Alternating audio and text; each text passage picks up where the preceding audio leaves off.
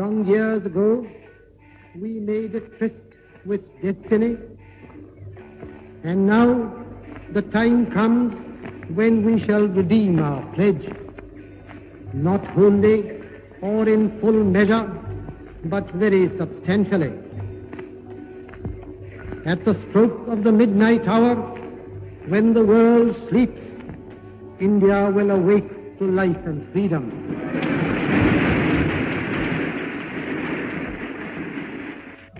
A moment comes, which comes but rarely in history, when we step out from the old to the new, when an age ends, and when the soul of a nation, long suppressed, finds utterance.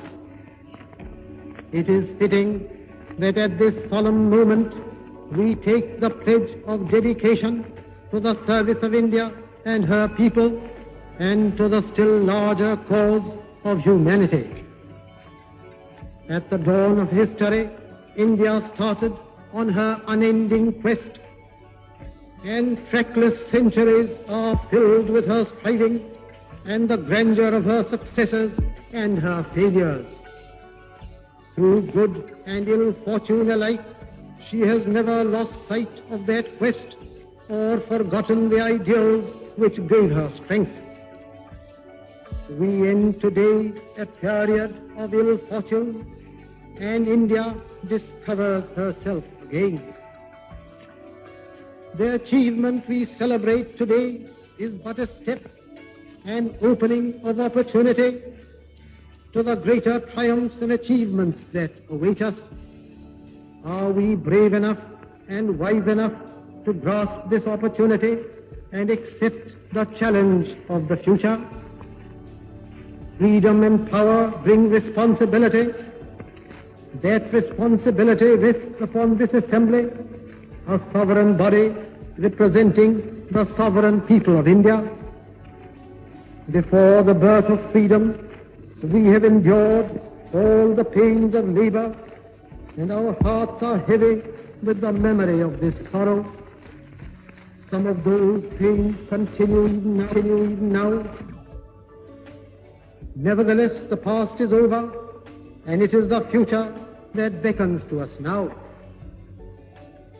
That future is not one of ease or resting, but of incessant striving, so that we might fulfill the pledges we have so often taken, and the one we shall take today.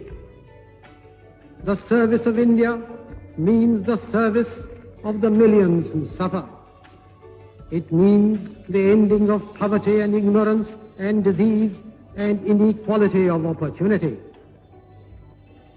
The ambition of the greatest man of our generation has been to wipe every tear from every eye. That may be beyond us, but so long as there are tears and suffering, so long our work will not be over.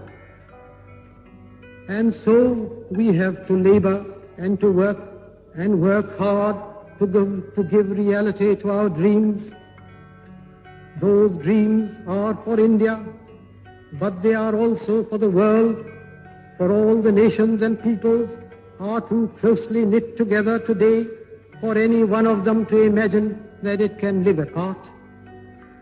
Peace has been said to be indivisible, so is freedom, so is prosperity now, and so also is disaster in this one world that can no longer be split into isolated fragments. To the people of India, whose representatives we are, we make appeal to join us with faith and confidence in this great adventure. This is no time for petty and destructive criticism, no time for ill will or blaming others. We have to build the noble mansion of free India where all her children may dwell.